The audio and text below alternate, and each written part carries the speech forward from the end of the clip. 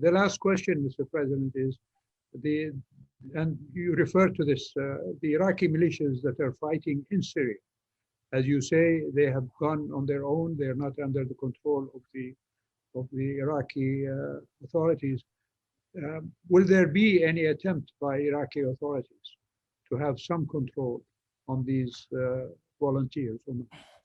Saudi Arabia is a very, very important neighbor of Iraq. And then I was honored to visit Riyadh and meet with His Majesty the King and with the Crown Prince, and also had the honor of meeting you in Riyadh.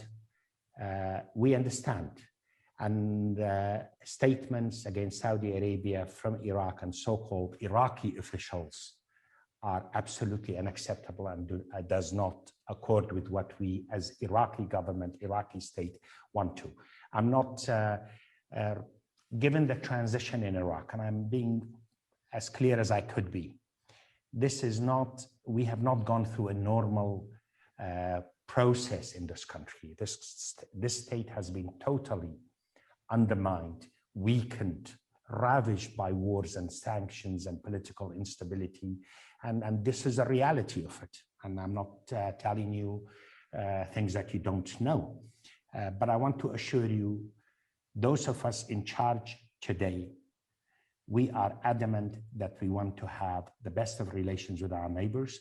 And what has happened with our Saudi neighbors is remarkable in terms of the changes of attitude and the changes of conversation, the improved relationship in terms of trade, the opening of RR, a number of things. And there are security incidents you are aware of, and I'm aware of, and we don't want to necessarily talk about it, but is being dealt with, has been dealt with.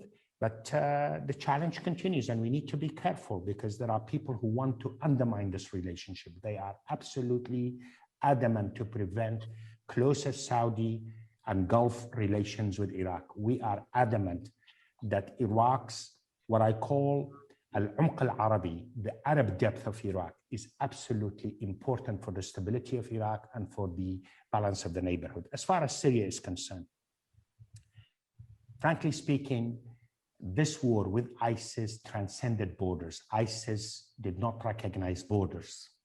And this has become a regional war. And yes, Iraqi groups actually fought in Syria. As far as I can tell of this government and this commander-in-chief and this prime minister has not condoned any of these groups to go into Syria and fight. But there were Iraqi military, Iraqi security services cooperating with the Syrian side in the war against ISIS.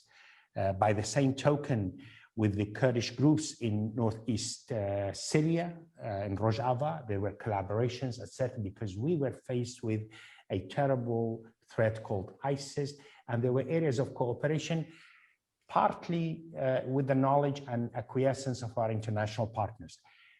We would want no Iraqis to be in Syria acting on their own or the behest of the others without the Iraqi government knowing. I'm just telling you, whatever groups that are inside Syria, the ones that you're referring to are not there at the behest of the Iraqi government.